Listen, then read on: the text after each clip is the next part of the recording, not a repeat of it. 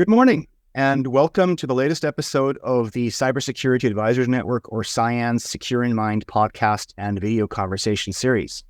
This is a set of video and sound-only interviews for those of you joining us on Spotify and iTunes and other platforms that are audio-only, where we talk with interesting people in the broader information and cybersecurity space who have something relevant, interesting, and timely to say on topics related to their work, their interests, their activities, what have you. So today we are joined by Jorij, he asked me to pronounce it in English, Abraham of the Global Anti-Scam Alliance.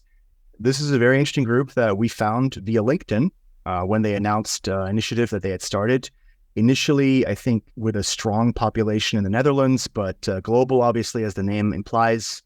And we picked up a relationship with the group, and our board of directors decided that it would make sense for us to have an understanding, basically an informal partnership, since they pursue many of the same objectives as CyAN does. In our case, we're both not-for-profit organizations. We also seek to improve the global and general cybersecurity state of society and citizens and our stakeholders, economy, etc. And without further ado, I'd like to let Jorij introduce himself, talk a little bit about where he's from, what the organization does, and then we'll jump into it. Thank you very much, John, for having me. Maybe a brief summary of what we do. I run the Global Anti-Scam Alliance, GASA as an acronym. We're indeed non-profit based in Amsterdam, but really operate globally. And our mission is to help consumers not get scammed. And we do that by bringing together governments, law enforcement, consumer protection organizations, and the commercial sector to share intel on the latest scam trends, but also make sure that people can find each other to act better against scammers. And also once per year, we organize our Global Anti-Scam Summit to really work on better solutions to fight scammers globally. Excellent. Thanks for the intro. It's a very straightforward mission, I think. And I think all of us who have, fallen victim to some form of online fraud, I've been doing this for 25 years and I've clicked on links. And those of us who have, for example, elderly parents or relatives or friends who've been victimized by scammers of some form or another, I think we can all sympathize with this mission and applaud what you guys are doing. So I want to jump right in. And I think when you say scam, I tend to think in terms of fraud, but why don't you define for us broadly, what are scams in your universe? How do you define these? What classifies a scam? The official definition is that deceit is used to get either money or data from a person. How we define it practically towards consumers is that the product or service being offered and what you actually are getting there's a huge gap. And in some cases, it means you order a product and it never arrives, or you order a product and something arrives which has nothing to do with what you ordered, or is such a ripoff that you can really say, well, this is a fake. But it can also be cryptocurrency scams, subscription scams, anywhere where there's a gap between what's being offered and what's actually being delivered. So would you say that you guys also, for example, not to be named major online e-commerce platforms are notorious for having, drop shippers and just, from certain East Asian countries where they're not, the platform is not malicious, but they're just not capable of keeping up with these guys. Are you guys also looking at things like, rating scamming or how, where do we draw the line? Well, we don't focus on fake reviews. We do have good relations with companies who are really deep into identifying fake reviews on platforms. We are also actually working together with several of the big tech platforms to help them combat fraud on their system. I mean, for the record, anybody who is offering a digital service on the internet, be it a hosting company, registrar, registry, social media platform, we all are being faced with combating fraud. There is no, if you don't have scammers on your platform, you're either extremely expensive and user unfriendly, or you're simply not aware of them. That's a cynical but also a very refreshing take, and I think a very realistic one. I would say, given also my experience with this. I think one of the let's talk about some of the major types of scams and frauds that your end consumers, your end users tend to be confronted with. The two that immediately come to mind are romance scams and on the business side, CEO fraud, business email compromise, anything that would lead to fraudulent extraction of funds from a business rather than individual. Are these areas that you're also involved in, and where do you see the current major trends of scams, especially in Europe, but also elsewhere, developing right now? Yeah, lot of questions. Maybe start with GASA. We focus, first of all, on protecting consumers. So, but we do see a sharp rise also in B2B scams. And we also run a platform called scamadvisor.com, where we have about, at the moment, 5.5 million unique visitors per month, checking if a website is legit or a scam. What the most searched websites there are online shoppings or shopping sites. So, and that goes from Amazon.com down to check, hey, is this a legit online store? The second category are the cryptocurrency forex trading platforms. There's an incredible amount of investment scams, and that's the reason why that's the number 2 search website. But we also come across dating websites, which are fake, subscription scams, employment boards, which only exist to lure people and giving away their money and data in the promise of getting a well-paid job abroad, etc. Is that answering your question a little bit, John? It is, absolutely, and I want to dig a little bit into a couple of those. And I do tend to ask very broad questions. I just want to, I try to call that out every single one of these videos that we do, just to kind of give people a chance to go into whatever direction they think is most important. I think let's talk about the job one. We're in Europe is full on in recession right now. The Americans seem to have dodged the worst of it, but obviously there's always an issue with for example, developing countries. There's a lot of economic migrants who are looking for a better future. Who tend to be the populations that are most victimized by these, promise of a better future scams? I mean, we never researched it, but gut feeling, Indians and people from the Philippines. Those are targeted the most by what we call job scams or employment scams. So they are being offered fantastic jobs in the Middle East or in Europe or even Canada. Canada is misused a lot, especially to get people from India. And they're being made promises which cannot be kept, and the scammer, first you have to pay an administration fee, then a training fee, and so they just get you to pay more and more money until the money is gone and you don't have a job. The Middle East is I think to be expected. It's really good to see that you guys have that kind of reach. Canada is really a big surprise. Wouldn't have occurred to me initially, and I was actually Canada is being used as we can help you get an employment visa in Canada. That's the way Canada is being used. Of course, I mean, Canadians are scammed just as many times as other people, just as the scam differs. Well, that's what I meant is you've seen a lot of the American green card lottery type of things. I assume a lot of those are fraudulent. But I wonder, do you think that Canada is used as a lure destination because people are desensitized to the American green card lottery scams, or what do you think? I think the green card scam is getting old, and Canada actually is open to allowing people from other countries to get to Canada, but it's not that open as the scammers are promising. Got it. And I'm a bit surprised that, for example, sub-Saharan, especially Western Africa, didn't figure in your top lists. Do you see a lot of, do you see do we get a lot of economic migration from those areas via North Africa? Do you see people being victimized online, or does that tend to be more the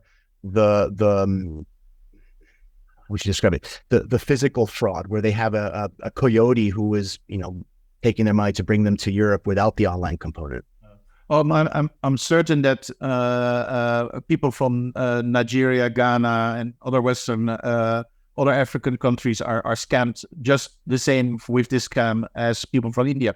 There are just a lot more people from India, and that's the reason why you asked for the top. Then I would have to say employment scams. That's India. What is interesting to see though is before Corona, we saw that online scams were particularly scamming English-speaking Western countries, UK, USA, Canada, Australia. And during Corona, the number of scams increased, but also the scams actually in developing countries increased massively. And what we now see that people from India are being scammed just as much by Indian scammers, and the people from Nigeria are being scammed by Nigerians. It's become a global business where nobody is safe. So let's talk a little bit about fraud and scams targeting demographics at areas that I'm going to say the majority of our viewers are going to be more familiar with. In my mind, particularly quote Western countries, Europe, North America, to some degree, parts of Oceania, Australia, Singapore, etc.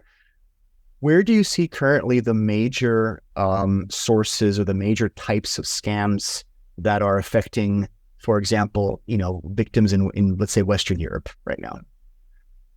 We see that countries are and regions and in some cases villages are specializing in a kind of scam. So Americans are targeted a lot by fake online stores. The fake online stores are actually set up on Shopify, for example, but they're set up by people from China mainly, and they are used to sell fakes or simply not deliver product at all. So that's one example. We see a lot of cryptocurrency scams targeting the UK, USA, Canada, and they're mainly from Russia. Then we see money recovery scams. So companies which offer you to help get your money, which was from which you were scammed, especially in crypto, and they're especially from Israel. And for the record, I am Dutch, and the Dutch have a very bad reputation for bulletproof hosting, meaning that all the scammers might actually host in the Netherlands because it's very difficult to take a website down here. It's actually really interesting you should mention the Netherlands, because I recall a couple of years ago, the gentleman from the National Police spoke in front of a group of financial service folks that had organized an event for, and said that the Dutch law had, I believe it was expanded the powers of Dutch police to investigate activities if any part of the fraudulent activities, the cybercrime, involved a Dutch host. So, for example, it didn't just have to be hosted on a Dutch site, but actually the traffic was flowing through a component on a Dutch site, something like that. Has that changed? Has the approach to bulletproof hosting been evolving, or is that still? It's still a battle, what I hear back from my contacts in law enforcement across the globe is that we have a few companies here in the Netherlands which are very good at offering bulletproof hosting services. And if one company is taken down because of illegal activities, the next one pops up the next day, and the story just continues. So we have not yet been able to really get the people behind those services. Let's talk about law enforcement a bit. This is an eternal topic, I think, for anybody, and whether it's any kind of cybercrime or investigations or whatnot. I assume that you have some pretty strong relationships with law enforcement agencies. That tends to be a hallmark of serious organizations that do this kind of work. Can you describe assuming you're allowed to, some of the organizations that you're working with, Europol has had its mandates increased over the last few years. The FBI has always been very, very active in supporting local takedowns. How do these interactions with law enforcement work? Who are some of the major players? Just give us a few, can be some war stories. I cannot officially say names, but we do indeed work together with several law enforcement agencies across the globe. They're struggling, very honestly. In the USA, in Singapore, we see that they are ahead of the curve because they were targeted a lot very early by scammers. But in general, we see in most countries they're regarding online scams targeting consumers, there is no specialized team. We have a specialized team in the UK, in the Netherlands, in Switzerland, USA, of course, Singapore. But most countries haven't organized anything around online scams yet. And they're now developing it. But they're struggling because the competences necessary to really fight online scams, just like cybercrime. The people who have the expertise in cybercrime are few. So it's very difficult for them to get the right people. And also politicians are just waking up and are just making available more resources. A good example is the United Kingdom just launched their new fraud policy, and they decided to hire 400 new people, which I think is great. But I think it might take 10 years before you have those 400 capable people. So on that note, I had a conversation with a gentleman in anti-cybercrime operations in a law enforcement agency that I won't name for obvious reasons. And he flat out told me that they don't like to work with private industry or non-government law enforcement professionals because they feel that private industry actors, including not-for-profits, I guess in this sense, they don't understand rules of evidence and they destroy investigations. Do you see this kind of it's obviously nonsense in a lot of cases, but obviously it comes from somewhere. Do you see this kind of distrust, or is that, are the agencies generally much more open these days? I do see a lot of agencies struggling with being open and sharing data with commercial entities or nonprofits. The reason, however, I get is twofold. If it's commercial, oh yes, you have to go through a procurement process, and we at first have to validate 10 other companies, and it has to be on a European level. Incredible, slow, and difficult. Or even if it's, and then if you are in the data sharing and nonprofit, we have GDPR legislation. We're really not certain if we can share data. So I'm very happy, for example, that the Dutch police is sharing data with us. But it took a long while, and it's not the problem of the law enforcement officers. It's the problem of the laws, the legislation. My personal opinion is that the GDPR legislation, which was invented in the European Union, is one of our worst export products. It's really, yes, it's protecting consumers, and that's a good thing, but it's protecting criminals just as much, and that's the very bad thing. And that really makes law enforcement extremely hesitant to share data, even between themselves, let alone nonprofits or commercial organizations. And I see a very different attitude in Asia and also in part in the USA, where they are more liberal to share data, to cooperate, because they don't have the GDPR legislation we have here in Europe. It's interesting that you mentioned that. My experience is not on the fraud and scam side, but generally on the cybercrime side is since 2005, 2010, the Americans, especially Homeland Security and CISA, have become extremely constructive and proactive in sharing with industry, in coordinating with industry. And that's been something, despite my accent, I'm Swiss, I'm very European. Can we say this, Swiss people? That's one of my main gripes about the European entities, that I wish they were more just, here are the tools, just do it. I think this is a good time to also maybe call out for kudos, any private sector organizations that have helped overcome these trust barriers. I mean, in my experience, Microsoft have been absolutely marvelous using their position as an industry leader to mobilize trust groups to connect law enforcement and private sector firms, whether vendors or consumers like banks, in building these takedown initiatives. For example, for TrickBot a couple of years ago. Do you see similar cross-industry initiatives being built? Is there any kudos that you would like to give to companies that are very active in that? Yeah. I like to give some kudos to a company I never expected, actually, and that's Amazon. I mean, Amazon is doing a lot. I mean, they have their hosting services, or cloud services, I should say. They are a retailer. They're also a marketplace.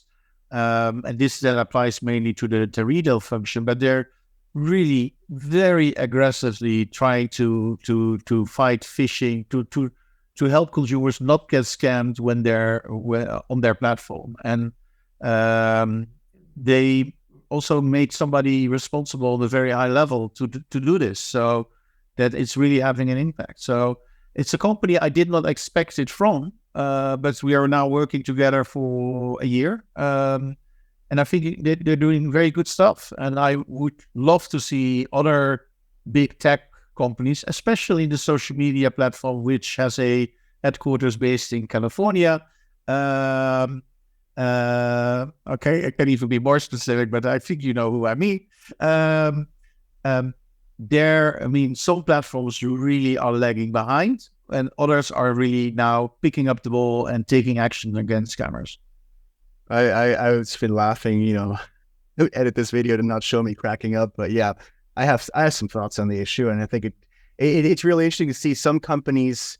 You mentioned Amazon. I think understanding that it actually benefits them to support these kind of activities, while other companies, which we shall not name, cut back on the tools and resources and investment required to fight these kinds of, whether it's disinformation or scams. So it is positive to see that you have company leadership in some tech players, yeah, who grasp the economic logic, if nothing else, of supporting these things, because it hurts them otherwise. Sorry, please, John. After you. Yeah, it's really interesting to see how companies handle scams. Some of them are simply saying it doesn't happen on our platform, and then, with all due respect, I really have to laugh. And others are saying, "Hey, this is our brand. We need our brand to remain trusted."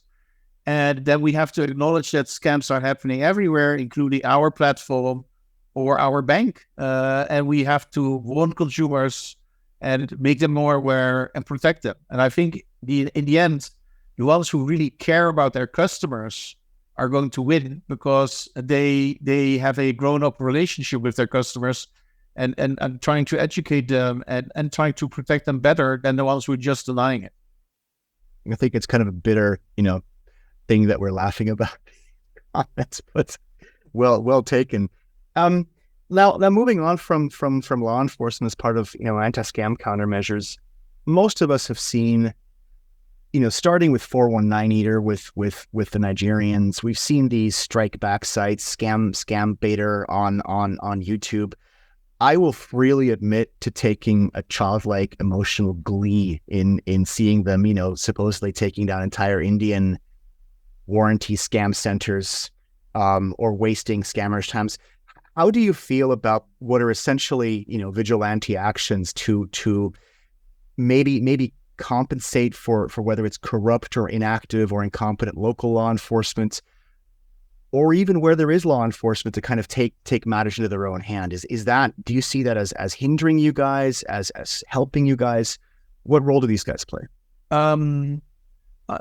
Mixed feelings. I mean, I'm fine with vigilantes because we really have a problem at the moment with scammers, and as long as they operate in law in the sense of not sending a hit squad, then I think vigilantes trying to take down scam servers is a good thing at the moment. I do have some. I mean, I'm not against it, but the scam baiters, there are two kinds. The Jim Browning ones, which are really trying to get to the kingpins, the organization behind it, I think are very, very valuable. And we actually at our last summit, we had Jim presenting, and he was awarded with a token of gratitude by the Austrian police at our summit, because he's really doing a good thing. The ones on YouTube who are making jokes or just keeping a scammer occupied, it might be entertaining, but it's not adding any value, because the guy on the phone at the other side, he's not doing it because he's having so much fun scamming people. He's doing it for money. So getting the foot soldiers, occupying the time of foot soldiers, if you want to, good luck, but it's not going to make the world a better place. These people are poor often. So I value the ones who really get behind the kingpins and the people who are really organizing these kind of crime certificates. Those are the ones we're supposed to get. The soldiers, they're a million more. They just want to feed their families. It's not an excuse to scam. But very honestly, if I would be in their position, I might be the scammer. I think it's by way of explanation rather than excuse is the term I like to use for things like that. I do find it laudable when you see guys that manage to exfiltrate lists of victims and call them back and get them to cancel, recurring payments and things like that. But yeah, I like I said, I thoroughly admit being highly entertained by these guys. Again, I do want to call out 419year.com because that site was a source of entertainment for me in the early 2000s. I hope they're still around. They are. Good for them, because some of the stuff those guys pulled was tremendously funny. God, I feel old now. Let's one of the major things when I was in Australia was romance scams, whether Nigerian or other West African or East Asian actors. And I recall some of the bank cybersecurity and anti-fraud people in a closed door forum recounting stories of how the client advisors would talk to mostly but not only elderly single men, lonely men, with almost tears in their eyes, trying to tell them this is not a beautiful woman from Thailand who wants to come join you. It's a guy in Lagos, right? In some sweaty call center, I guess you could call it. She doesn't love you. It's a him, right? And no, she loves me. I need to send her money. It's a match made in heaven. And legally, they could not stop them transferring because the guys were even though it was on totally fraudulent premises and the bank full well knew this and could even prove it, they were not allowed to tell us, hey, you cannot transfer your money to this person. Where are we with this? Is this still a problem? Yes, it is. Maybe a few weeks ago, I was contacted by, I think, an elderly lady, rough guess, 80 years old. And she asked us, I've been contacted by scamadvisor.com, our consumer brand. And I wanted to check if you're helping get me my money back. And I said, I'm sorry, but we do not offer money recovery services. One, it rarely ever works. And two, it's not a service we offer. You really need to be specialized to do that. Moral of the story is the scammer is using our name, which, by the way, also happens to the Global Scam Alliance. Also, our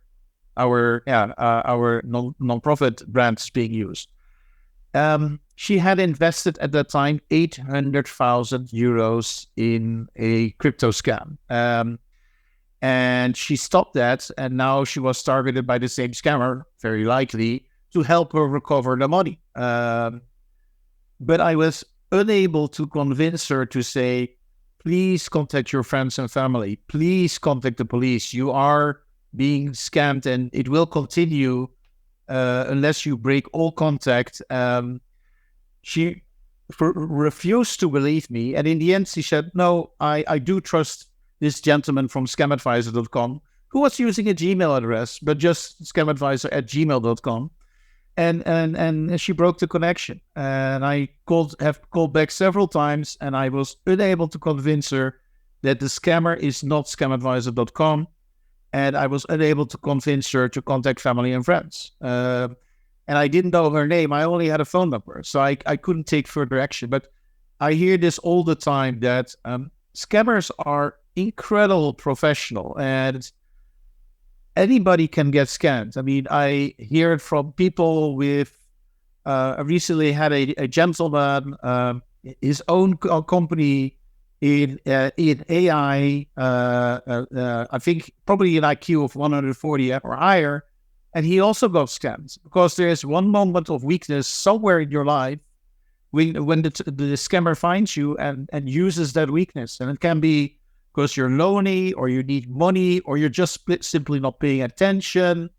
So anybody can get scammed. And some of the stories are very, very sad because people are dragged into the scam so that they can mentally no longer step out of it. One of the things that comes to mind is that I mean, we get this in also in extremist politics all the time, is a human tendency for what my mother would always call the lizard brain, the primitive part of our minds, to feel attacked, to go defensive when we feel that we're being criticized, and to double down on even what objectively may be an indefensible position. Do you feel that with some scam victims is a similar issue, where if you tell them, hey, you're being scammed, and they just go, no, I refuse, and they kind of... No, absolutely. I know of two banks who now have specialists who can talk to these kind of victims. Those are, I mean, they're really big banks, and they have one or two psychiatrists actually who then, if the normal desk employee cannot convince the person that he really should not transfer the money, then they hand over the case to the specialist, and it's a psychiatrist who starts to do the conversation all over again. But he's specialized in helping these kind of people. That is fascinating. I think that if nothing else, I think that so far is almost the best takeaway I have from this conversation. I think it goes back to my point about companies that understand it is beyond it being the right thing to do. It is in their economic long-term self-interest to actively take countermeasures and invest in them.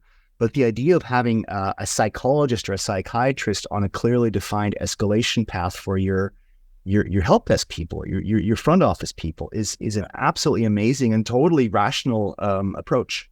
That's great. No, I think I cannot name the banks, but I think they're really doing a very good thing here. It's also, of course, in their own interest, but it's really good. I would also like to address one other topic, John, if that's okay. Please, absolutely. This is, forum for you. Tell us. What I'm very, very concerned about is that is the technology war we have with scammers. They're great marketeers, always have been, but they're also very good at using the latest tech. And we see that now with AI. And to give you an example, we are always looking for more developers. So I'm often approached via LinkedIn by developers who know that I'm looking for a full stack developer. And I recently been approached by a full stack developer from Serbia. And I always do a video interview. And this guy wanted to have a startup fee of $1,000 to start the project. And the interview was started without his video on. And I asked, hey, can you turn on your video? I said, well, the camera is not working on this computer. Give me a moment to get to my laptop. And 5 minutes later, we were having the conversation via video. But something was off. The video quality was like we're having now. But his accent was Asian, and he was supposed to be from Serbia. And at one time I asked him, and it was more a gut feeling, would you mind removing your glasses? And the connection broke. And I've been unable to get in touch with him again, but I have received the same kind of messages via LinkedIn with the same script, with the same GitHub account, again and again from other developers from Serbia. And for the record, I'm not saying that there are a lot of scammers in Serbia. They're just using that profile. But that was my first deepfake experience, and it was so good, John. I mean, there was just a very small voice saying something is off, and I think that's what is really my biggest concern is that we're really. I mean, in the end, I do believe that good will prevail, just as it happened with viruses in the 90s. But it took us 10 years to better combat viruses. And I'm afraid it will also take us 10 years to better combat scammers, at least. Because they are very good at using tech, and it's very difficult to recognize scams. And it's getting more and more difficult. So you're Dutch, I'm Swiss. We come from two countries in Europe with some of the most difficult to pronounce natively languages, dialects, whatever you want to call Swiss German, throat diseases. And for a long time, your Swiss customer felt safe in the knowledge, I guess what the Dutch equivalent is Scheveningen, right? That famous case, Shibboleth. Yeah. That nobody could really fake a Swiss accent. I mean, you always can tell if somebody has learned the Swiss dialect as an immigrant, as a newcomer to the country. And what we saw in 2010, 2011 was a bunch of Nigerians with a very simple expedient of one of them having a Swiss girlfriend, And it's fascinating that for me was basically that silly false story about, the Americans spent $5 million developing a space pen and the Russians brought a pencil. Same thing, you fix it with a simple tool. But, now that we have deepfake technology available, I think that's a really interesting point to make. And I can really see, especially technologically less versed people falling victim. We've all seen images and things where I frankly would have been fooled. You said you nearly were, let's explore that a little bit. I'm working on a paper right now on using AI, interpretive AI and Gen AI to track and correlate, but also to actively combat disinformation actors, right? Propaganda troll networks, etc. Do you think that kind of technology can be turned on the scammers that are using these kind of deep fakes to create images, but also generate text? Give us some ideas on how we could do that. I mean, it's a war of investing on both sides, and I mean there is already software on the market which can recognize deep fakes. There are fake photos. So I do believe that. And that's the reason why I do think that in the end we will win this war. At least, I mean, the war will never be won, but at least we can limit the damage. But at the moment, we are behind. But I do see companies. I mean, like Scam Advisor, we're pretty good at recognizing fake websites. There are parties who are good at recognizing fake voices and fake videos. And we have one big advantage, and that's scammers are in general lazy. Because otherwise they would have found a better job. And they copy and they paste and they take shortcuts. And that always allows us to recognize scams. So, and of course, they're very sophisticated scams where millions are being invested. But many of the scams we are able to recognize because in the end, they're trying to take advantage of people for not being able to take a real job. I think. Do you think that quality will help us as combatants in this war? I hate to keep using military terminology, but because minimal techniques, minimal countermeasures will help a scammer recognize that this is not an easy victim and move on to the next one. In English, the phrase is, if you're in a group of people running away from the bear, you don't have to be the fastest, just don't be the slowest. Yes. I think, yes, that's true, which is very unfortunate for people like me who are always the slowest. And then that's also one of the challenges. I mean, I'm very much, for example, in favor of more KYB checking. Who is your customer for you? Offer a hosting contract, or you offer a domain name, or can get a bank account. I mean, in the banking sector, we already see that KYB is becoming the norm. I use KYC all the time. What KYB in your sense? Oh, I'm sorry. KYC is know your customer. KYB is know your business customer. My apologies. A good example was the registry of Denmark, the .dk domain name, or extension, I should say. They started asking for an ID in 2018. And within a year, the number of scammers using the .dk extension dropped with 80%. But of course, they push it down that the .xyz and the .tld and other cheap extensions are going through the roof by being used by scammers. It will always be communicating vessels, in the sense, if we press somewhere down, somewhere else where it will pop up. And that's, I think, why we really need to work on a global scale. We have to demand that if you want to host somewhere, that the hosting company knows with who he or she is doing business. And that should apply for all hosting companies. And if you're not doing that, then maybe you should not be on the internet. And that's unfortunate, where we do need legislation. Otherwise, we will just be plugging the hole. Wait, the eternal conflict in this regard, that comment is going to raise the inevitable, screams of freedom and need for anonymity. Do you think we can there are going to be groups who will benefit, who are legitimate, who would benefit from anonymity. Do you think we could reconcile that need to know your counterpart with the desire to let legitimate, for example, regime opponents in totalitarian countries, whatever, still have access to resources? It's a difficult balance. And of course, John, I see every day, I get 50 emails in of people who get scammed.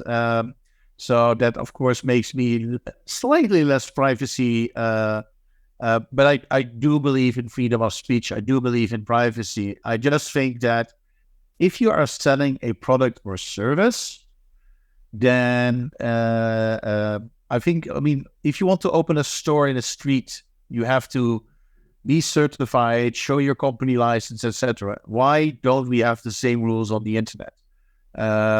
So I think we should have a more balanced approach. What applies in the street should also apply online. And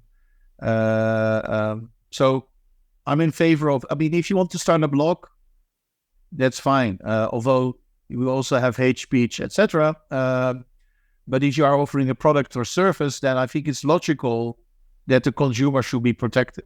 But it's a fine line, and I know the discussion is not easy.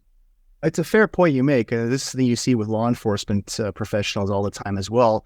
I think when you are cybersecurity professionals, when you are consistently confronted with evildoers abusing a system, there's a very, very real tendency to maybe go a little bit to the other extreme. I actually work with a lot of legitimate crypto actors, specifically a crypto lending association, and you really see this frustration because you mentioned crypto scams, right? So we have at the one end, we have the really malicious, fraudulent crypto actors.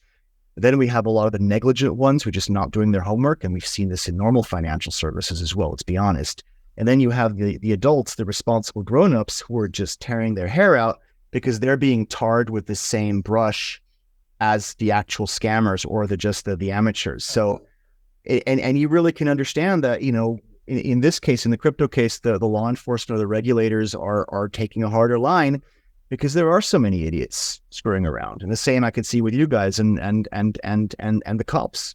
Yeah, and I think referring to the cryptocurrency, I worked for the e-commerce industry for 20 years, and in the e-commerce industry in Europe, nearly every country has its own e-commerce trust seal, and the reason why they have that is pushing the cowboys out of the market because they're ruining it for the legit e-commerce online stores. And very honestly, I think the cryptocurrency industry should have had a trust seal or guidelines or years ago, and they missed that opportunity. Now the legislation is stepping in, and in my view, that's also not what you want. So that's actually one of the things we're going to discuss at the next Global Anti-Scam Summit is how can we launch, and it's not something we want to launch, but we think the cryptocurrency industry really needs a kind of trust seal or other solution to, on the one hand, make more transparent to consumers which websites have at least a minimal level of technical business safety and which ones are just cowboys or scammers. Point again, fully taken. It's a line I constantly give them. It's not even just cybersecurity standards, but it's also good practices, showing that you're following basic risk management practices and reporting practices and things that the financial sector, the traditional financial sector, hasn't necessarily done in the 80s and 90s, 2000s, but now is forced to because the legislation is caught up. So I want to thank you very much for some extremely good points. You brought up a couple of things I really want to follow up on just for personal interest. What I would like to do before we wrap up, I would like to give you the opportunity to maybe say a few words about advice to customers, advice to businesses. This is your floor. What should we be looking out for? What are some major observations? What are some calls to action that you would like to give whoever's watching this? Now, towards consumers, I think in general, scammers are getting very good. There's no shame in asking your family or friends for looking at it together. Trust your instinct. If it's too good to be true, it probably is. But if you still want to go ahead, check with families and friends. Together, you can see more than alone. So that's towards consumers. Towards businesses, I think businesses have a role to play in fighting scammers. If you are offering internet services, be it hosting, be it payment, you have a responsibility to keep your platform free of scammers as much as you can. And if you need help, please join us at the Global Anti-Scam Alliance to share intelligence and to learn from others to do so. That's a very good wrap up. Thank you. And I will link to a number of the topics that we discussed in the description of the video and the podcast. Please don't forget to check out the Global Anti-Scam Alliance website at gasa.org. That's gasa.org.